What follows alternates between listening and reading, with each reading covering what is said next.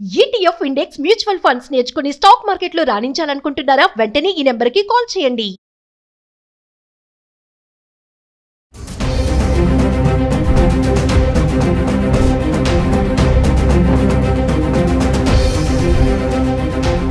నమస్తే, welcome back to Suman TV. Present మనతో పాటు ఉన్నారు ఎనలిస్ట్ మందరి కృష్ణారెడ్డి గారు. నమస్తే సార్. నమస్తే అమ్మా. సార్, బంగారం ధరల గురించి మాట్లాడుకుంటే అంటే మనకి డాలర్ రేట్ పెరిగే కొద్దీ బంగారం ధర అనేది తగ్గుతుందని చెప్తున్నారు. ఏంటి అసలు రీజన్ ఏంటి సార్? ఇంకా ధర తగ్గే ఛాన్స్ ఉన్నాయా అంటే ఒకసారి? బంగారం రేటు యాజ్ యూజువల్గా ఈ మధ్య కాలంలో తగ్గుదల కనబడుతోంది. చూసినట్టు సండే అయింది, సాటర్డే లేకుండా మనకు ఫ్రైడే దాకా తీసుకున్నా కూడా రేట్లలో తేడా మనకు తగ్గుతుంటే కనబడుతుంది, కానీ పెద్దగా పెరగలే. కొద్ది గొప్ప తేడా వచ్చినా అంత గొప్ప తేడా అయితే కనబడట్లేదు. కొంచెం ట్రెండ్ అయితే డౌన్ ట్రేడింగ్ కనబడుతోంది. ఎంతకాలం ఉంటుందనేది ఇప్పుడే మనం చెప్పలేం. ఒక వారం 10 రోజులు స్థిరంగా అట్లా కంటిన్యూ అవుతుందా, మళ్ళీ అయితే 10 తర్వాత మళ్ళీ ఒక వారం రోజులు తేడా తెస్తుందా చెక్ చేయాల్సిందే. అయితే ఈ మధ్య తగ్గుదలకి కారణం ఏమిటంటే అమెరికన్ డాలర్ బాగా స్ట్రాంగ్గా తయారవుతోంది. డాలర్ స్ట్రాంగ్గా తయారవుతే ఎందుకు బంగారం రేటు తగ్గుతుంది? ఇది ఒక పెద్ద ప్రశ్న. ఈ ప్రశ్నకు మనం సమాధానంగా చెప్పేది ఏంటంటే, అమెరికా లోపల డాలర్ స్ట్రాంగ్ గా ఉన్నప్పుడు ట్రెజరీ బాండ్స్ అనేటువంటి బాండ్స్ రిలీజ్ చేస్తుంది గవర్నమెంట్. ట్రెజరీ బాండ్స్, ఈ ట్రెజరీ బాండ్ లో ఎవరైతే పెట్టుబడి పెడతారో వాళ్ళకు మంచి రిటర్న్స్ వస్తాయి. అంటే గోల్డ్ కొనేదానికన్నా ఎక్కువ రిటర్న్స్ వస్తాయి. డాలర్ ఎప్పుడైతే వీక్ అవుతుందో అప్పుడు రిటర్న్స్ తగ్గిపోతాయి. అంటే డాలర్ ఎంత రేటు పెరుగుతుందో దాని ప్రకారంగా వాళ్ళకి ఆ రేషియో లోపల ప్రాఫిట్స్ ఇస్తారు. వాళ్ళు ఆ బాండ్ కొన్నందుకు గాను డబ్బులు పెట్టి కొన్నట్టు, అంటే గవర్నమెంట్కి ఇన్వెస్ట్ చేయడం లాంటి, గవర్నమెంట్కే డబ్బులు ఇన్వెస్ట్ చేసినట్టు. ట్రెజరీ బాండ్స్ కొంటారు కదా, ఆ ట్రెజరీ బాండ్లో ఇన్వెస్ట్ చేయడం అంటే ఆ డబ్బు గవర్నమెంట్కి ఉపయోగపడుతుంది. గవర్నమెంట్ పథకాలకు వాటికి వీటికి ఉపయోగిస్తారు. అలా ఉపయోగించే గవర్నమెంట్ ఖర్చుల కోసం వాటికి ఉపయోగిస్తారు.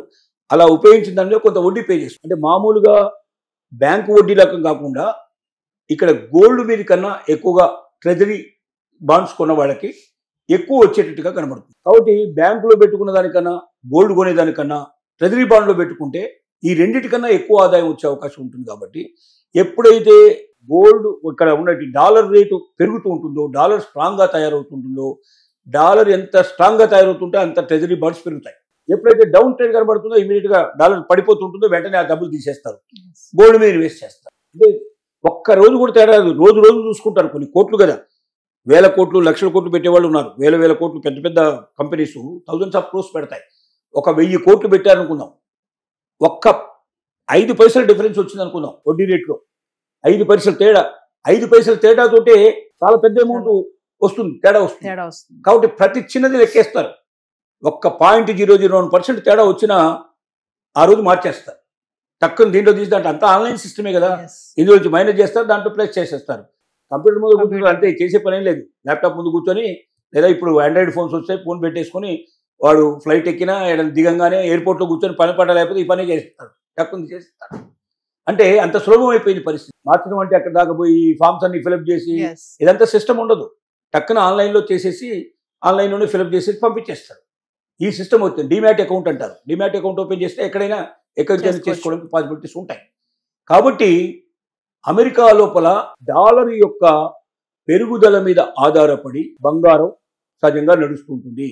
బంగారం యొక్క రేటు ఎప్పుడు ఎక్కువగా ఉంటుందంటే డాలరు వీక్ అయినప్పుడు మాత్రమే. డాలర్ రేటు తగ్గుతున్నప్పుడు బంగారం రేటు పెరిగే అవకాశం ఉంటుంది. డాలర్ రేటు పెరుగుతున్నప్పుడు బంగారం రేటు తగ్గే అవకాశం ఉంటుంది. ఇప్పుడు నడుస్తున్న ట్రెండ్ అదే. ఇప్పుడు రోజు రోజుకి డాలర్ బాగా బలపడుతుంది. అక్కడ డాలర్ ఎంత బలపడుతూ ఉంటే ఇక్కడ అంతా బంగారం తగ్గిపోయే పరిస్థితి ఏర్పడుతుంది. అంటే that is one of the reason. ఆ ఒక్క రీజన్ వల్లనే జరుగుతుందని చెప్పడానికి వీలేదు.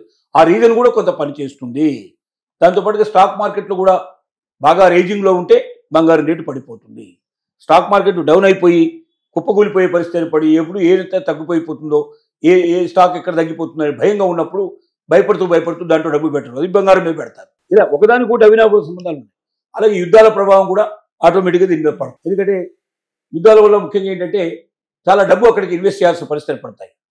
అప్పుడు యుద్ధాలు బాగా జరిగినప్పుడు కూడా పరిస్థితులు వేరుగా తారుమారుగా అయ్యే అవకాశాలు. ఇలా ఒక్కటి కాకుండా అనేక రీజన్స్ మీద ఆధారపడినాయి. కానీ ముఖ్యంగా అమెరికాలో ఉన్నటువంటి ఎప్పుడు చాలా మందికి ఉండే ఒక సందేహం ఏంటంటే డాలర్ రేటు పెరిగితే బంగారం ఎందుకు తగ్గుతుంది, డాలర్ రేటు తగ్గితే బంగారం ఎందుకు పెరుగుతుంది అనే ప్రశ్నకు మాత్రం ఒక స్పష్టమైన సమాధానం డాలర్ రేటుకి ట్రెజరీ బాండ్స్ ఉన్నటువంటి సంబంధమే.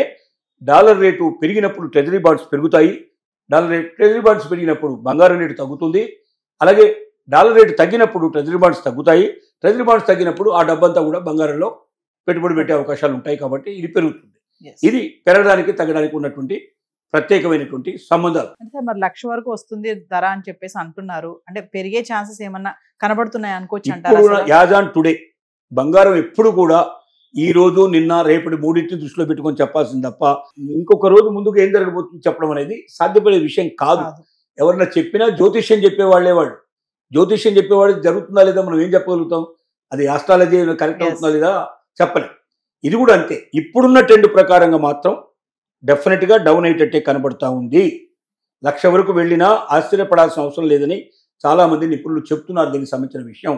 కానీ ఇది ఎప్పుడు మనం అంటే ఇంకా ఈ డౌన్ ట్రెండ్ నడుస్తున్నప్పుడే మనం చెప్పాలి తప్ప 2 రోజులు 3 రోజులకు ఒకసారి మనం చెక్ చేసుకోవాలి. 2 డేస్ 3 డేస్ 2 డేస్ 3 డేస్కి ఒకసారి పెరగకుండా పెరిగినా కొద్దిగా పెరుగుతుందా, ఎక్కువ పెరుగుతుందా, అది ఆ పెరుగుదల ఎక్కువ రోజులు ఉంటుందా, దీన్ని బట్టి మనం డిసైడ్ చేస్తాం పడిపోతుంది. బట్ యాజ్ ఆన్ టుడే సిచ్యువేషన్లో డెఫినెట్గా డౌన్ ట్రెండ్ నడుస్తోంది. ఎవ్వరు కూడా ఇప్పుడు కొనదలుచుకున్న వాళ్ళు మాత్రం వెంటనే కొనొద్దు, ఇంకా కొంచెం వెయిట్ చేయండి. సపోజ్ ఇంకా ఎక్కడి దాకైతే తగ్గి ఎక్కడి నుంచి పెరుగుదల వరుసగా 2-3 రోజులు కొంచెం పెరుగుకుంటూ పోతే 500-1000 రూపాయల కన్నా తేడా ఏమి ఉండదు. ఒకేసారి 5,000-10,000 పెరిగే పరిస్థితి అయితే ఉండదు, 5,000-10,000 తగ్గే పరిస్థితి కూడా ఉండదు. 100s మీద 1000s మ్యాక్సిమం 1,000, 2,000, 2,500 దాకా పెరిగినా తగ్గినా కనబడే అవకాశాలు మ్యాక్సిమం ఉంటే ఉండొచ్చు, 100-200 రూపాయల నుంచి మొదలు పెట్టుకుని. కాబట్టి డౌన్ ట్రేడ్ ఎప్పుడైతే బాగా ఎక్కడైతే ఆగిపోయి మళ్ళీ పెరుగుదల స్టార్ట్ అవుతుందో అది కూడా కాన్స్టెంట్గా ఒక వారం 10 రోజులు పెరిగినట్టయితే అప్పుడు మీరు పర్చేజ్కి సిద్ధపడండి. అంతేగాని తొందరపడి 1 రోజు 2 రోజుల్లో జరిగేటువంటి వాటి మాత్రం నిర్ణయానికి రాకండి. ప్రస్తుతం మాత్రం కొనేందుకు అంత అనువైన టైం కాదు. ఎందుకంటే డౌన్ పోతుంది కాబట్టి ఇంకా తగ్గి మనం నష్టపోతాం. ఇంకా పెరిగే అవకాశాలు ఉంటే మనకు తెలుస్తుంది సంగతి. దాన్ని బట్టి మనం ముందుకెళ్ళొచ్చు అని మన ఆలోచన. ఒక విషయం చెప్పండి, అంటే ప్రపంచంలో ఎటువంటి మార్పులు జరిగినా కూడా ఆ ప్రభావం అనేది ఎందుకు బంగారం పైన పడుతుంది అంటే?